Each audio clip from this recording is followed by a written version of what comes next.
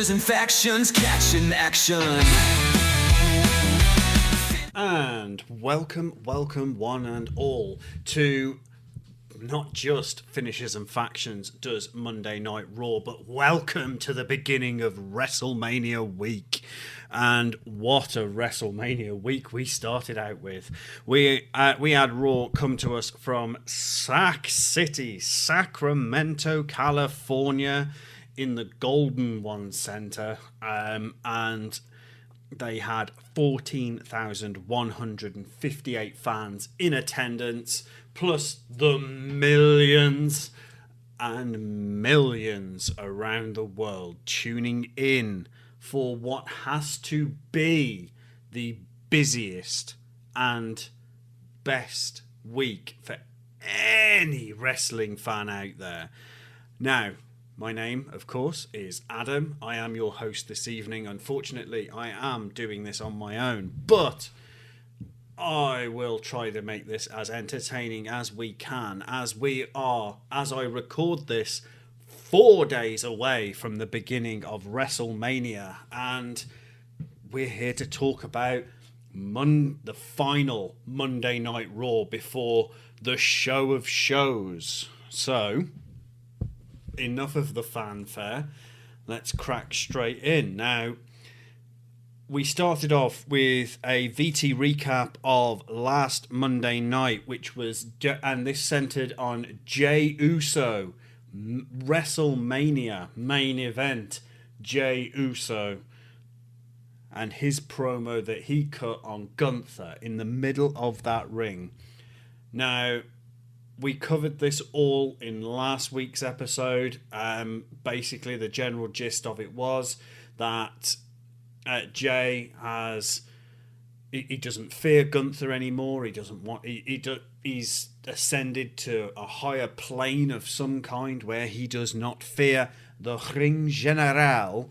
And yeah, we go from this VT recap into an in-ring promo, which, according to Michael Cole on commentary this week, was supposed to take place a little bit later on, but Gunther had other ideas. Now, Gunther came to the ring and very much sort of expedited this interview that was supposed to be going on, and bless him, Cole is trying to treat this like an interview, but for all it was worth, I think Cole could have stayed sat at the announce desk for all the talking that man did during the interview itself. Gunther basically is not happy that Jey is claiming that he is no longer afraid of him.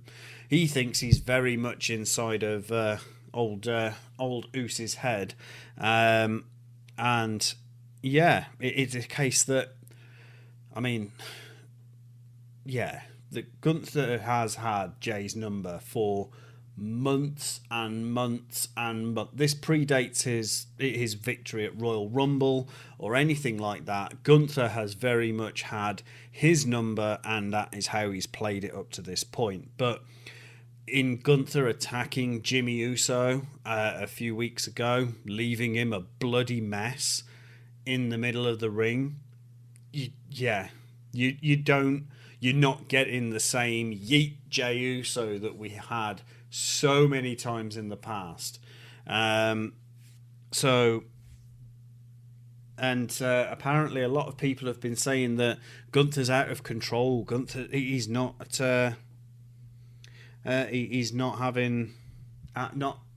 in control of his own sort of abilities and everything along those lines. But yeah, he's basically saying screw you to everybody and very much bigging himself up. I mean, Gunther's got a lot to big himself up for. I mean, even by his own reckoning, and I think the math more or less works out that roughly about 80% of Gunther's WWE career he has spent as a champion in one form or another. Yeah, he's not going to let a clown like Jey Uso take his strap from him, which, I mean, any champion would come out and say probably more or less the same thing. But Gunther basically doesn't think that Jay is worthy enough to lace his boots, and this is the superiority. I'm going to call it a superiority complex, for lack of a better way of putting it, that we've had from Gunther in recent weeks. And yeah, I think that he has almost become a little bit complacent with Jey Uso. We're now starting to see a very different, much darker, visceral Jey Uso coming out. And it's going to do one or two things. It will be the undoing of Gunther as a world champion, or it will be the precipice that pushes Gunther right over the edge. And either way, we're here to see all of it. So, Gunther claims that he has never lost control in 37 years, and at this point, I mean, he's got that sickening smile, oh yeah, no, there's nothing good comes out of that smile on that man's face. But the closing message from Gunther was that he is very much looking forward to calling his mother and telling her how enjoyable it was to beat the living daylights out of Jey Uso. I mean, if his mother wants to hear about that, then fair enough. Go, Mrs. Gunther. We then go from that promo into a VT recap of Friday Night SmackDown, where we had the the women's tag team gauntlet #1 contenders match, which was won in the end by Bayley and the team of Bayley and Lyra Valkyria, our current women's intercontinental champion. This is basically setting up for a one-on-one match that comes along in just a few moments' time. We've got one more item to talk about before we get to that point, however, and that is a VT promo. Now, this is the first of 3 promos we get throughout the evening. This first one is hosted by Bianca Belair, talking about her road to WrestleMania, the stuff that happened between her, Naomi, and Jade Cargill, which she oddly seems to be weirdly separate from now. The beef in all of that seems to be between Naomi and Jade Cargill, whereas Bianca has sort of been pushed to the one side because I'm assuming she has this big world title shot that she earned at Elimination Chamber just last month. And then she starts talking about all the stuff to do with her, Io Sky, and Mommy Rhea Ripley. Now, these are the other 2 ladies we will be hearing from later in the program. But then we move on from there into the first match, which is a women's singles match, which sees Liv Morgan, who is accompanied by a tag team partner, Raquel Rodriguez, and Bayley, who comes out to the ring with, she doesn't come out. We don't see Bayley enter the ring, so I'm assuming that Lyra Valkyria joined her out to the ring for it. And you know what? This was a phenomenal first match to kick off Raw with. Liv played her normal playbook at the beginning of the match, gets a bit gobby, and then decides, hang on, no, I don't want any of that. And it starts a bit of a cat and mouse game around the ring. At which point, as Bayley is getting herself back in the ring, having chased Liv around it, Liv takes full advantage of a prone position and sort of stakes her dominance over that from that point on.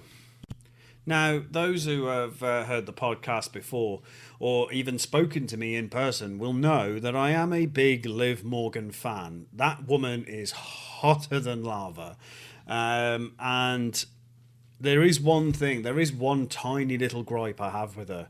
And it's that she seems to do one hell of a lot of screaming. And it's not even a scream, it's a screech. It's this battle screech that she seems to come out with. And it is phenomenally irritating. I don't know if anybody else feels this way, but I certainly do.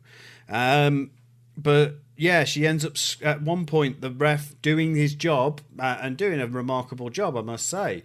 Comes in to break up Liv Morgan, who's managed to get Bayley pinned in a corner, and is met with nothing but a screaming Liv Morgan in his right up against his face, which under different circumstances, I'm sure the referee himself wouldn't mind, but I'm not sure Dirty Dom would feel the same way, however. But yeah, it's one of those. Obviously, we've heard a lot over the last week or two about Bayley specifically feeling quite frustrated with how her more recent career has been going over the last few months, where she hasn't even been able to score a win on a match. Rewind back to last Monday night, and last Monday night, obviously, Bayley faced Lyra Valkyria for the Women's Intercontinental Champion, and she couldn't quite do enough to put Lyra away and take the strap off her then, which, yeah, I mean, it's frustrating for the future Hall of Famer, because we all know one day, maybe soon, maybe not, but Bayley will end up with one of those Hall of Fame rings on her finger, and it will be every bit deserved. So we look forward to that, of course. Now, it is revealed at the beginning of this match that Liv Morgan has never beaten Bayley one-on-one. However, little caveat to that is that she did actually end up eliminating Bayley in the Elimination Chamber this year. So it's there have been victories held over Bayley by Liv Morgan, I believe, but never in one-on-one competition. Now, one bit that does seem to have gone a tiniest bit viral, even in 24 hours removed from Monday Night Raw, is Liv and Bayley end up on the outside. Liv starts a Three Amigos, which obviously was made famous by the late, great Eddie Guerrero, Mr. Latino Heat himself. Yeah, Liv Morgan has taken to using it since her affiliation with Dirty Dominic Mysterio. And she does two of the Three Amigos on the outside, but gets the third one foiled by Bayley, but manages to get herself into a position just a few moments later where Bayley is all of a sudden finding herself receiving that third Amigo, coming off the steel steps, hitting that barely padded concrete floor of the outside, and hats off to Liv Morgan. She will have got as much of that as Bayley did, and still managed a brief sort of what do you call it? Like the shoulder thing that Eddie Guerrero used to do. My mind has gone completely blank on what to call it, but she even manages one of those, even fighting through the pain. So ever the professional Liv Morgan, which we love to see. Liv, I mean, most of my notes here seem to be centered around Liv Morgan. Most of them start Liv or Morgan. And yeah, it just seems to be the way it goes. I mean, I've got down here that Liv dodges a sunset flip buckle bomb, sending Bayley into the turnbuckle herself. But never fear, Liv Morgan does manage or Bayley rather does manage a sunset flip buckle bomb later in the match. Now, Liv even sort of goes to the extent of delivering a code breaker on the apron. But one of the absolute moves of this match was Bayley catching Liv off the ropes with a modified stunner, then goes for a Bayley to belly, which should have put Liv Morgan away had it not been for Raquel Rodriguez and moving Liv's foot to break the count. And we've seen Liv Morgan and Raquel Rodriguez do this for each other on a number of different occasions. It is eternally frustrating when they do, because it means that some of our favourite superstars don't get the win when we think they're supposed to get it. But they're heel characters. We know what we signed up for with these two. Now, after this happens, Lyra Valkyria makes herself known, comes in to teach Raquel a lesson, but Lyra is put down with ease, which honestly does not bode very well, considering Raquel is one of the two people she will be facing at WrestleMania for the women's tag team titles with Bayley. And if she can't find a way to get the better of Raquel Rodriguez, then we may well have found Lyra Valkyria's sort of kryptonite, essentially. Now, the last note I have on this is that Liv hits a backstabber to Bayley as Liv goes for Oblivion on Bayley. Lyra Valkyria blocks the attempt by holding on to Bayley from the outside. This gives Bayley the chance to finish the job with a jackknife pin, which finishes up that match from there. Now, we go from there into a VT recap promo where we are basically recapping the favour announcement and the fallout, and we see Paul Heyman after this waiting on the tribal chief, Mr. Roman Reigns, in the back, and it's revealed at this point that since that favour announcement, Mr. Heyman has not had any form of conversation with his tribal chief. It's obviously spelling the end. Now, the rumour and innuendo out of WWE is that the tribal chief will be retired. The gimmick, not the wrestler, after this WrestleMania. So this main event, this triple threat, could be the very end of Roman Reigns as the tribal chief, which honestly I think is possibly a little bit overdue. For me personally, I've had enough of the bloodline and the tribal chief stuff, and I know some people have really got a kick out of it, and there are some parts of it, 100%. I mean, I am still waiting for somebody else to call Roman the tribal queef, because that rib got me something rotten and still to this day lives rent-free in my head. However, we go from there into a VT promo for Rhea Ripley. Now, this is 2 of 3, and this is Rhea's chance to vent on her frustrations with Bianca Belair primarily, as well as a little caveat for Io Sky, our current women's champion for Monday Night Raw. And I mean, she's pissed off. She doesn't feel like she wasn't necessarily looking for a way into WrestleMania, as she wasn't expecting to have to fight for it in the way that she has. I mean, she wasn't expecting to lose her title to Io Sky. In fact, it says during this promo that she even gave the only reason Io Sky had that title shot was purely out of pity. She felt sorry after everything that went down. She cost Io a chance, and wanted to make it up to her, but that feeling of obligation has all but backfired on her a little bit. And obviously all the stuff with Bianca Belair, Rhea feels that Bianca is playing with her emotions, I believe is a phrase she used in this specific promo. Obviously, initially only being out at ringside during the match where Io picked up the belt off Rhea, and she was only supposed to be there as impartial, but seemed to be trying to help Io back into the match. And then when she was a special guest referee, Rhea feels that she cost her in that opportunity as well. Now, I for once, cannot agree with Rhea Ripley. It's one of those things. I think she has cost herself her own opportunities and is basically looking for a scapegoat in the form of the EST of WWE.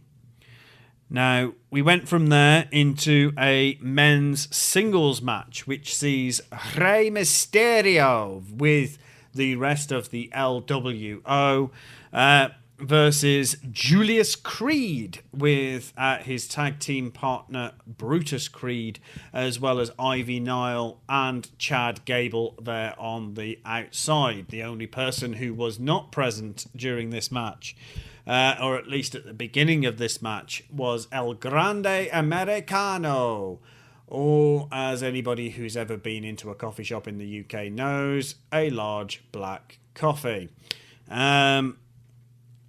How nobody but me has picked up on that as of yet, I have absolutely no clue. But yeah, we digress from there. Now, we got before this a quick VT recap from last week where we saw El Grande Americano won the six-man tag team match, but did so with a loaded mask, which was not picked up by the referee, but Rey Mysterio certainly saw it and had more than a few choice words, which has ended in a WrestleMania match between Rey Mysterio and El Grande. And I'm going to take a guess that at one stage or another, someone's going to end up losing their mask, and we'll finally find out who is El Grande Americano. Although I've personally still got, I'd be willing, if I had any, I'd be willing to put money on it, saying that it's Chad Gable, as despite the fact that we have indeed once seen him and El Grande in roughly the same place at the same time, it's only been that once, and I'm just not convinced that it isn't Chad Gable behind the mask. So we're waiting eagerly for that. But we go into the match, and as far as Julius Creed goes, this is actually his very first career singles match in WWE. I've got to admit, the fan in me took over. I had real trouble keeping my professional head on as a wrestling podcaster in trying to take notes for this match, because I was just in absolute awe of the match that these two superstars put on. Now, relatively early on, we do see both the LWO and American Made interfering in the match almost at the same time as one another, to the point that the referee has had enough and kicks them, but all six American Made and LWO faction members out of the arena, and sends them into the back for an early shower. This leaves Julius Creed and Rey Mysterio to battle it out mano a mano with no outside interference, which is, let's face it, it's the way we would want to see it.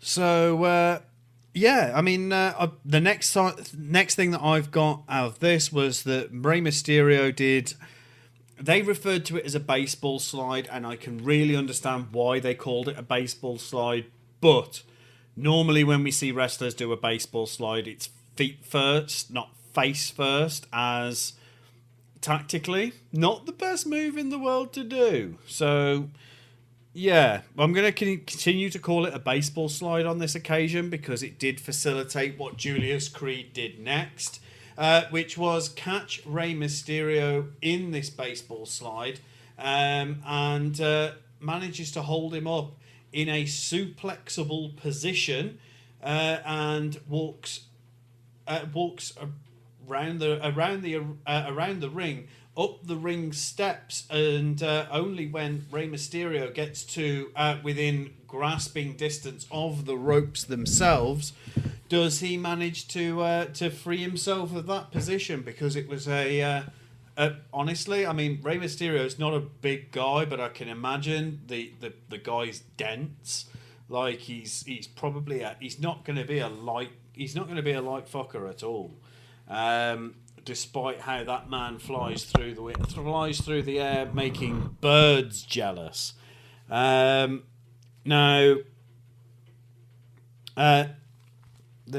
so suplex position. Ray removes himself from the hold on the apron as Julius is Julius is dodged by Rey Mysterio, sent into the ring post after Julius Creed decides to create a bit of space between them with this is Sparta style kick on Rey Mysterio, sending him flying backwards on the apron. Now, the next note I've got after that was Mysterio counters a counter with a spike DDT on Julius Creed. Now, most of what Rey Mysterio has done throughout his entire career is impressive because of how high the man flies, of how fast he runs, but nothing, and I mean nothing, is any more impressive out of that man than how he can take on a much larger, stronger opponent and very much bring them to task on what it is they can do. And being able to spike DDT somebody like Julius Creed is no mean feat at all. Now, I did tease this towards the beginning of this segment where El Grande Americano hadn't come out to the ring. Obviously, we know that American Made, including Chad Gable, had been sent to the back minutes earlier to this point, but El Grande Americano does make his way down to the ring, and him and Ray get into a bit of an altercation on the outside where Ray is basically trying to unmask El Grande to reveal him to the world, as he feels that El Grande Americano is an insult to the name of Lucha, which obviously Rey Mysterio has dedicated a vast majority of his life to portraying and bringing to the larger world, which we thank him enormously for, as Lucha Libre as a style is so very entertaining. Now, so Creed tries to get the roll up on Mysterio, but only, well, I take issue with this because the count that the referee, if you listen, so if you deprive yourself of the image of what's going on in the match and listen to the sound, Rey Mysterio kicks out of the roll-up in 1. Michael Cole says that he gets out at the count of 2, which is ridiculous. And then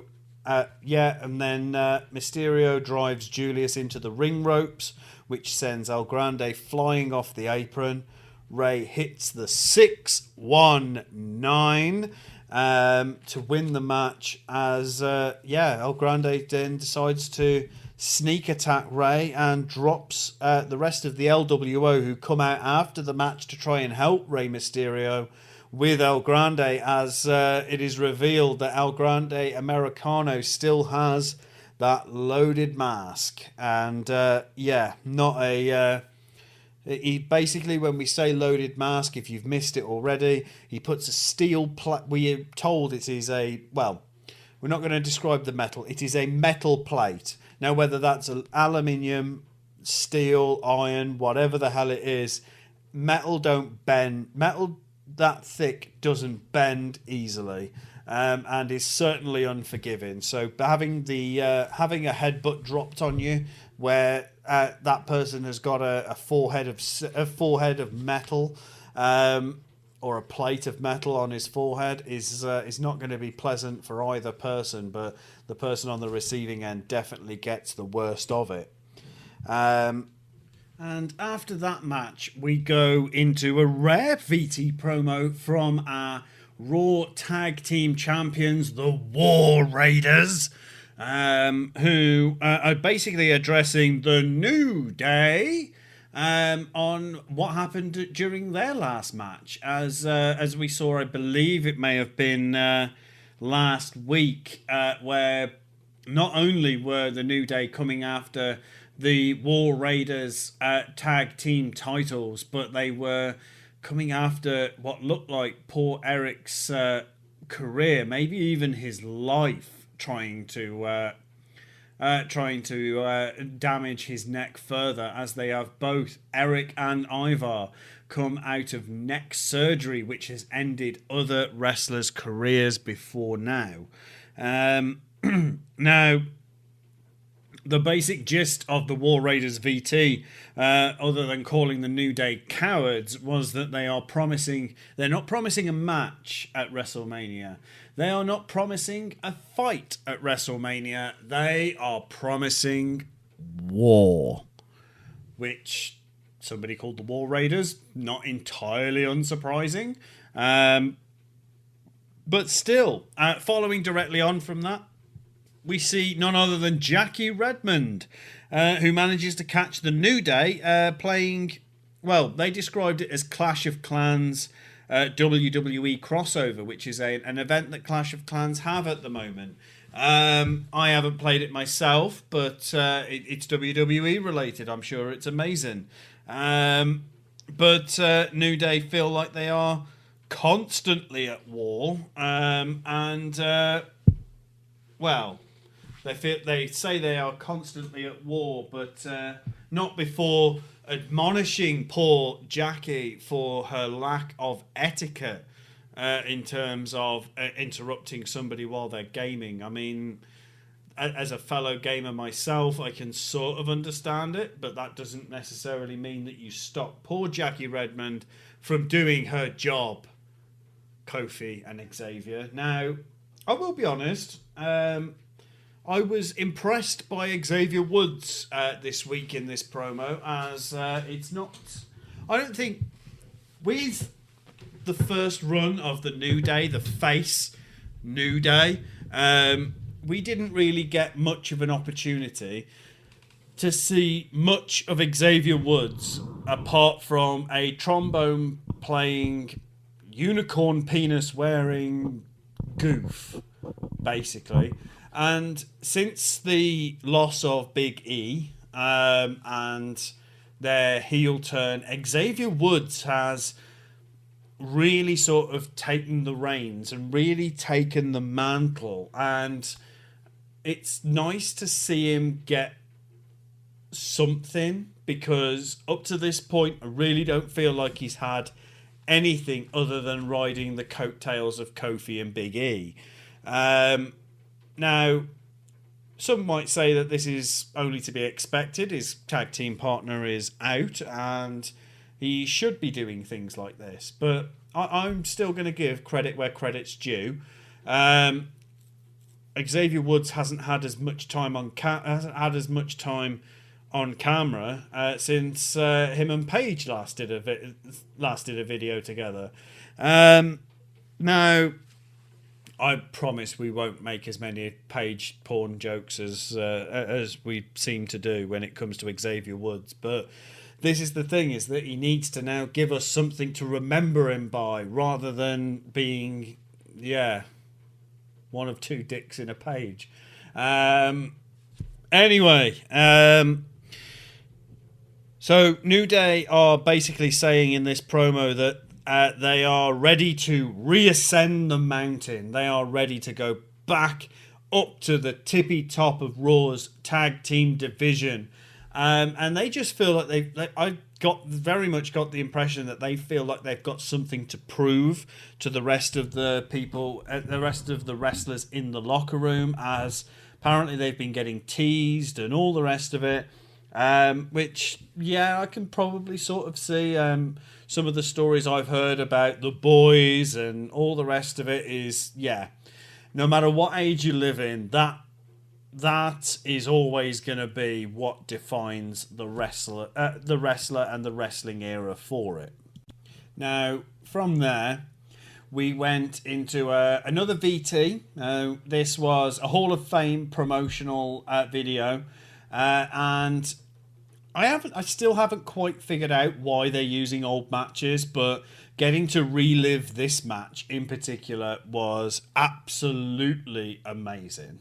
Now, the match that I'm talking about, of course, was from WrestleMania 28, all the way back in 2012, which saw Undertaker versus Triple H in a Hell in a Cell match, with the special guest referee being Shawn Michaels. Now, what a match this was. If you haven't seen it, I would question whether you're a wrestling fan at all. If you haven't seen it, I happen to know that every single WrestleMania is on Netflix right now. Go and watch WrestleMania 28. One of the main events of that night was this match, and you cannot deny the gravitas that went into this match. This was billed as the end of an era in terms of the two that were in the ring.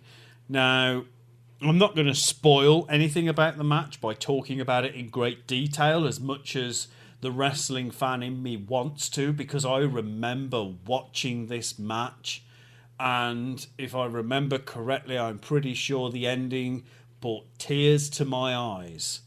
And if you've seen it, you know, and if you haven't seen it, go and watch it so you can fucking well find out. But that is a teaser for WrestleMania's Hall of Fame ceremony, which takes place on Friday, the 18th of April, following SmackDown. Now, we at Finishers and Factions have produced an episode which will be coming out, I believe, if I remember correctly, the day before that at 8 a.m. GMT. So please, if you are interested, I break down each and every entrant into the Hall of Fame class of 2025. And it's not a terribly long episode, but it's all there. I break it all down so that you can, if you don't know who these people are, then you will find out who they are and what they've achieved and why they deserve to go in. But enough about the Hall of Fame for now. We go from that VT into the third match of the night, which is another men's singles match, which sees the phenomenal AJ Styles versus Karrion Kross, who we haven't seen wrestle at all. I think this, if I may be able to be corrected here, but this is Karrion Kross's first match of the Netflix era, as I don't think we've covered anything like this on Finishers and Factions previously. But do you know what? What a match this was. This match was born of Karrion Kross really trying to encourage the darker side of AJ Styles out for his WrestleMania match versus Logan Paul, the internet-dwelling interloper, into WWE. And yeah, I mean, I'm going to be honest. For the first part of this match, it was the Karrion Kross show. Karrion Kross was dominating, and I mean dominating, AJ Styles. And yeah, it's a case that Karrion Kross tries using every trick in the book to see if he can goad that absolute animalistic side of AJ Styles. I mean, AJ Styles in general in the ring is a phenomenally gifted athlete, but if you have watched him as long as I have watched him, and I mean, I used to watch him when he was back in TNA competing for the X Division Championship, before he had his soccer mom haircut and all the rest of it, and yeah, he is a phenomenally gifted athlete. But when he hits that dark switch, it is a case that we see an entirely new side of AJ Styles come out. And this is the AJ Styles that Karrion Kross is trying to unlock. And And yeah, I mean, Cross at one point feigns an injury to cheap shot AJ, which only serves to anger Styles, which, as I've said, I think was the entire point of everything coming out. And to anybody that's already watched this match and is simply listening to the sound of my voice at this point, if you have watched this match, please tell me.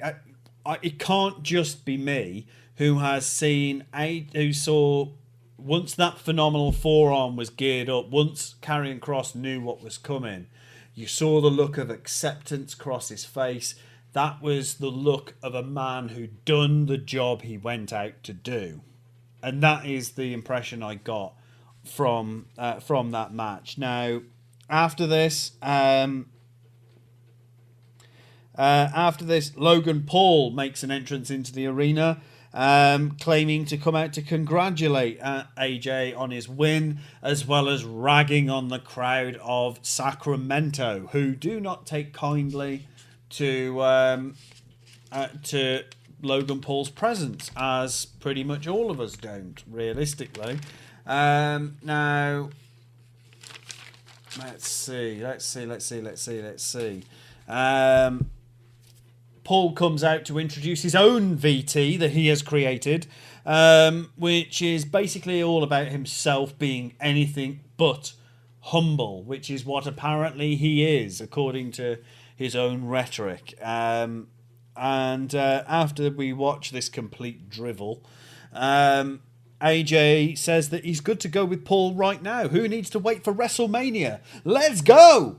And Paul makes his way to the ring as Karrion Kross comes up from behind and tries to sneak attack AJ. And while AJ puts up a valiant effort against the newly teamed up, or the temporary team of Kross and Paul, he eventually succumbs to the numbers and is eventually laid out with a pulverizer in the middle of the ring. And that was all she wrote on that particular segment of Raw this week. Now, one special mention we do have to give during this time of year, especially this year, is to Mr. Michael Cole, who has sort of taken on the mantle of the voice of the WWE. And this WrestleMania 41 from Las Vegas, Nevada, marks Michael Cole's 28th WrestleMania, which he has sat at the announced position. That is a phenomenal number. I don't think that anybody else can even come close to that in terms of announcers. In fact, I don't even think there's talent that have wrestled in that many WrestleManias, if I'm completely honest with you. So, well done, Mr. Michael Cole, on your 28th WrestleMania this weekend. And we look forward to watching it as always. The only way that it could honestly get better for me is if good old JR comes back to voice over another WrestleMania, but we severely doubt that will happen. But we digress. We then go into an in-ring promo, which is mostly taken up by the crowd getting some arm exercises in as they yeet all over Sacktown, as we see WrestleMania main event Jey Uso come out to the ring. And it's been mentioned a couple of times during the Monday Night Raw episode that Sacktown is Yeet Town. And yeah, I mean, Jey Uso is that he has surprisingly little to say. We do find out that Mrs. Jey Uso, is in the arena tonight, but it's unknown as to where she is. It surprises me that she could not get a front row seat. So yeah, what's up with that? But Jay isn't here to address Gunther or anybody else. He is here to address the fans. And basically Jay is saying, do you know what? I'm locked in. And he knows that he's got Gunther pissed. Now, it is a case that he's pissed off the world champion. Now, this is a man that could probably defeat most common people with a chop on its own. So to piss off the ring general is probably not the smartest move, to be quite honest, Deuce. But do you know what? Everything about this promo is specific to piss off the ring general Gunther, as we get about 3 or 4 rounds of "It's all me, oos. Day one, it's just me, oos." Seeing Pat McAfee yeet till he sweats. Now, we go from there, that surprisingly short promo, into a VT promo, which sees, which basically recaps Penta's win over Dominic Mysterio last week, and what I have dubbed as the viral spears from Bron Breakker that followed. I mean, poor Carlito, he is lucky he can walk at this rate. But we see after that promo finishes airing, it is a case that Kathy Kelly is interviewing Bron Breakker about the match at WrestleMania.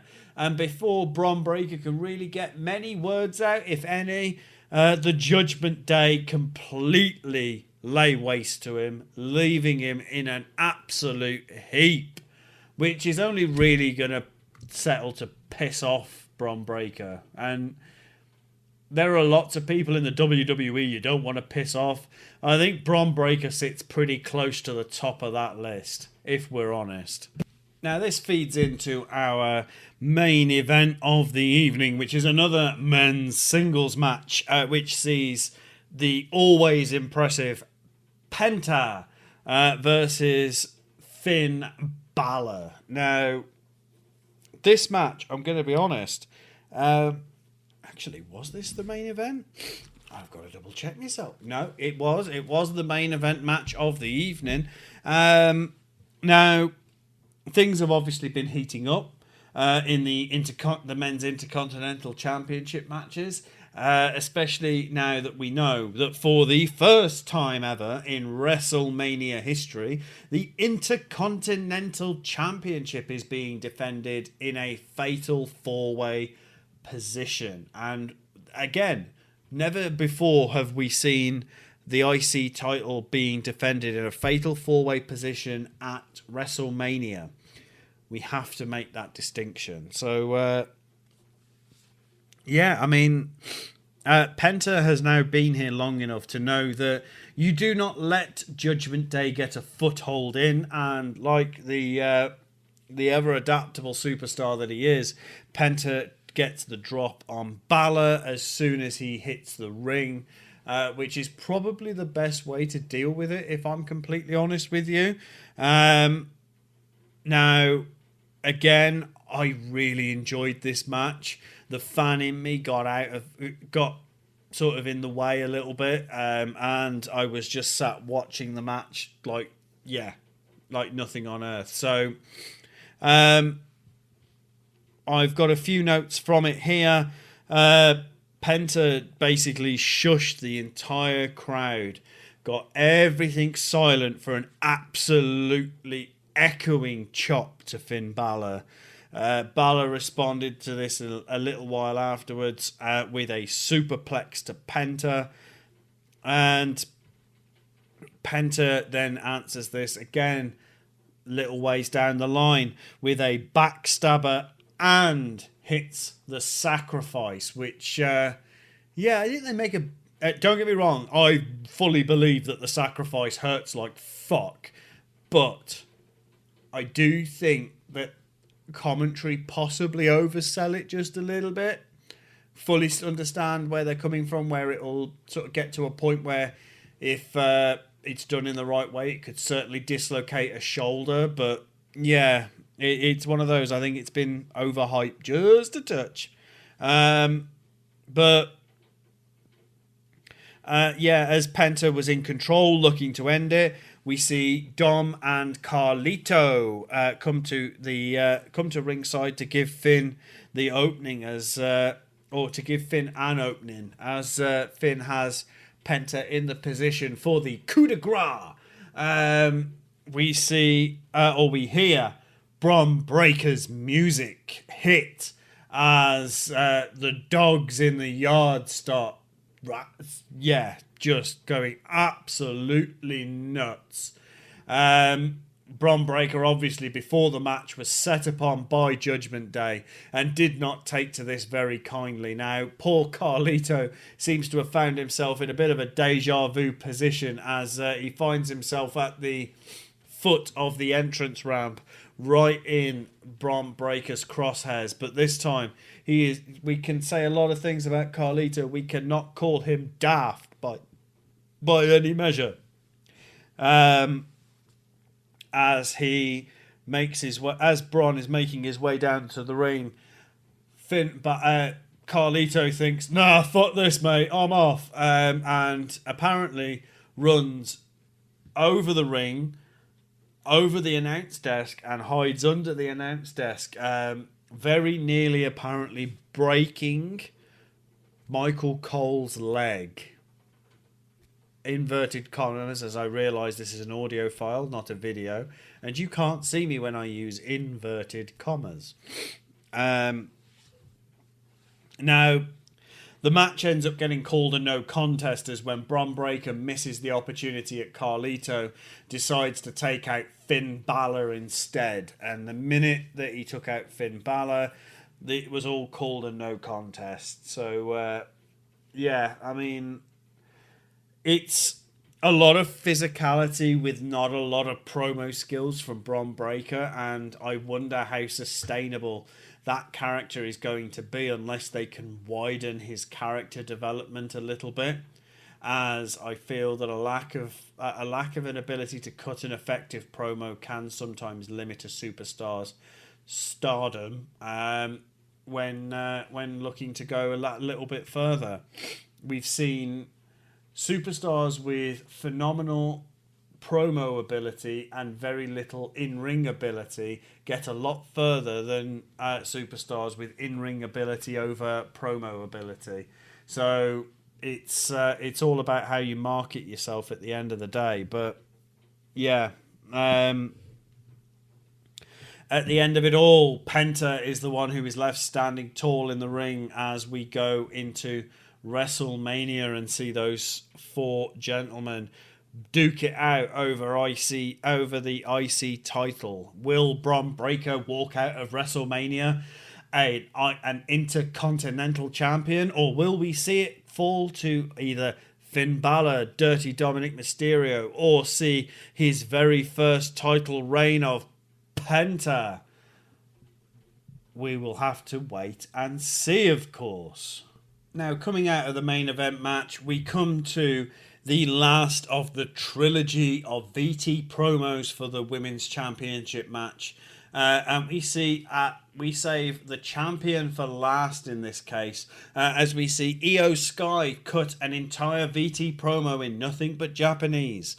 Now, thankfully, WWE did supply subtitles for it. And again, we say this on a regular basis, is that it really takes me out of the experience to not have a superstar, let alone a champion, not cut the promo in some form of English. It's I know it sounds bad, but it does. It breaks the mystique for me. If I wanted to listen to a wrestler cut a promo in Japanese, I'd go and watch New Japan Pro Wrestling, is my honest answer. I've got no issue with their wrestlers coming over into WWE and vice versa, as we've seen many crossovers in the past where wrestlers will break with one of the other and end up going into the counterpart and do really well over there. Japan really love their wrestling. And why not? The style of wrestling over there is very different. But it is a case that you're coming to a Western promotion, and yeah, it just I'm not there for it. I'm not there for it. But the gist of Io Sky's promo was that she's basically sick and tired of playing second fiddle to Belair and Ripley. Which, do you know what? As the Women's World Champion, you'd expect to not have to play second fiddle to any fucker. Let alone the EST and Mummy. But Io Sky has been playing second fiddle to both of them. And at WrestleMania plans to give them neither of them reason to forget about her or disregard her again. Now, we go from there to backstage. Throughout the evening, we have seen small excerpts of Paul Heyman, who has been waiting all night for Roman Reigns to make his appearance. And do you know what? I think CM Punk has watched him all night and has felt sorry for Paul Heyman and has come to keep him company. Which, do you know what? Good friends do. If you see your friend sat on their own for no apparent reason, you go over, you find out what's going on. And CM Punk basically says, do you know what, Paul? You look stressed. Even makes a play on his entrance music by saying, look into my eyes. What do you see? As Paul Heyman timidly responds, a cult of personality. Now, it's a case that as they're sat there, being all pally, as best friends have a tendency to do, Roman arrives and clocks eyes on his wise man, being all up and cozy with the enemy for it, and storms off like a bit of a jealous ex. Now, moving to in-ring as Paul Heyman nigh on runs after the tribal chief. Roman Reigns makes his way from backstage to in-ring, the entire time being aware that he is being followed by Paul Heyman, but not acknowledging Paul Heyman. Now we know the tribal chief's big thing is to be acknowledged. But it wouldn't kill him just to say, just to sort of acknowledge the fact that he's there, which once he's in ring, in fairness, he does do. Just not necessarily in the nicest manner, as after he has finished being acknowledged by Sacramento, Roman, very first thing he does after or before even getting acknowledged or asking for the acknowledgement from the Sacramento crowd, Paul Heyman is stood there, microphone in hand, ready to hand his tribal chief the microphone to cut his promo, which Roman Reigns every other time has taken that microphone and cut his promo. But in a small act which says, or a small nod that says a lot, Paul Heyman is rejected as Roman Reigns goes and gets his own microphone, doesn't want to use the betrayer's microphone, heaven forbid, and then cuts a promo calling out Heyman's betrayal as the crowd start chanting at Paul Heyman, "You fucked up." And the thing that I found funny about all of this was Netflix trying to bleep out the swear words in what the crowd was saying, and their rhythm was completely off in the edit that I watched. So, but the crowd chanting, "You fucked up" at Paul Heyman as Roman asks his wise man, why? Why are you siding with him? As Paul himself points out, it's not a betrayal, my tribal chief. I owed a favour and I am paying that favour back. which, like him or hate him, Paul Heyman is a man of his word. He will keep a favour if he owes one.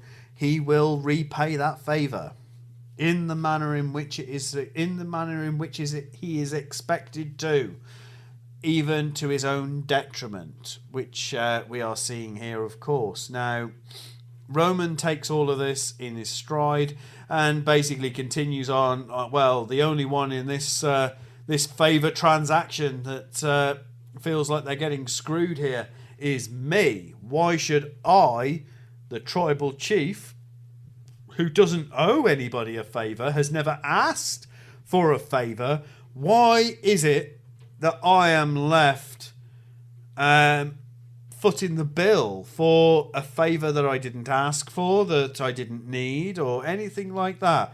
Now, we have to remind at this point that the favour came about because they were looking for an extra man at War Games last year, and Roman Reigns didn't have too many allies, as this was one of the strengths of the Bloodline storyline, and his house was fractured at best. But yeah, it is a case that Roman Reigns would never owe a favour. He would never ask for a favour, so why should he foot the bill? At which point we hear, "Burn it down!" as Seth Rollins enters. Do you know what? Dressed somewhat normally for a change.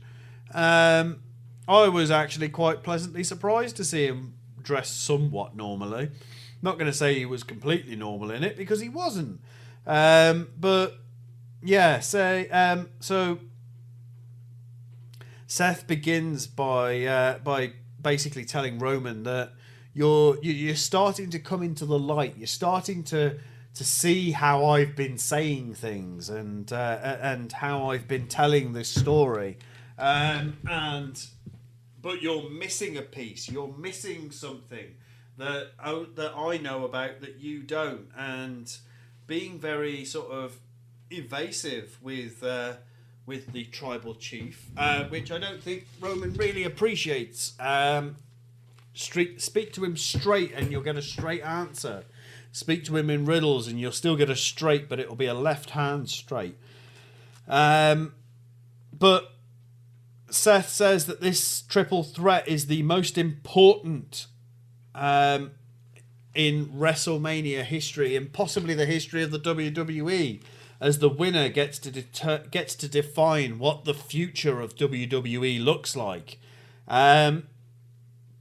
Seth goes on to say that it can't be Roman, as if Roman wins and defines what the future of WWE looks like, the business dies, as a part-timer it comes out on top.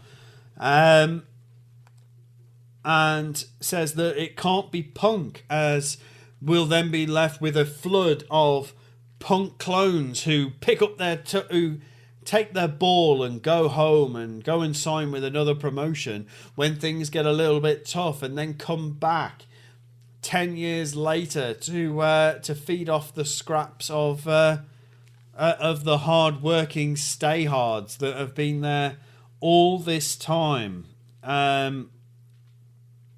Now, Seth believes after last week that he is owed a favour because he did not put Paul Heyman in the hospital. Now, he does also say that he does not expect Heyman to honour this favour, as, I'm sure Heyman would have done had he been asked, but he was never asked. He never asked not to be put in the hospital, which is a weird thing to have to ask for, but it is a case that, yeah, it's a case that he's just not expecting much out of Heyman, because his belief at this point is that Heyman is not doing this out of obligation, out of an obligation of a favour owed and needs to be repaid, that he's doing this out of choice. He is choosing to side with CM Punk and not the tribal chief. And yeah, basically Seth is really trying to stir the pot, as Roman seems to really be buying what Seth is selling here, or at least that's what it looks like.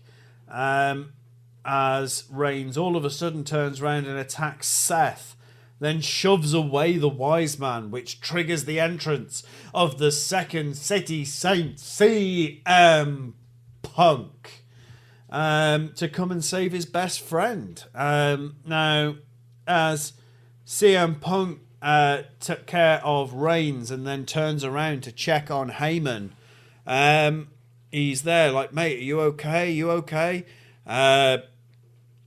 He sees a horror look in Heyman's eyes as he turns round and gets the spear from Roman Reigns. Now, Roman Reigns himself is in by no means safe at this point, as Roman Reigns gets back to his feet. We see Seth Rollins appear in the background, chair in hand, very reminiscent of the downfall, the final nail in the coffin for the Shield, as Seth absolutely lays into Roman Reigns in the back with the steel chair. And between CM Punk and Roman Reigns, they each eat a curb stomp from Seth Rollins, and the final pictures we see of Monday Night Raw this week is CM Punk laid out, Roman Reigns laid out, Seth Rollins cackling to himself like a demented Joker in this story, and Paul Heyman looking fearful for his own existence, as the picture fades to black and we come to the end of Finishers and Factions does Monday Night Raw. Now, myself and Rich normally do a lot of these episodes together. However, we are trying to split the workload on what is going to be a phenomenally busy week for us here at Finishers and Factions. So please, the next time you will get an episode of Finishers and Factions, it will be Rich who brings you Finishers and Factions does NXT on the Go Home episode before Stand and Deliver. I will be watching it as a fan, and I hope that you all come and give Rich the same level of support, if not better, than what you give me for this episode. Now, I am going to go before I lose my voice entirely and leave you guys to ponder what happens next. We, of course, still have NXT and we have SmackDown to come before the show of shows, WrestleMania 41 at the Allegiant Stadium in Las Vegas, Nevada. Until then, thank you, and we'll see you all soon where you come to catch some action. Thank you so much.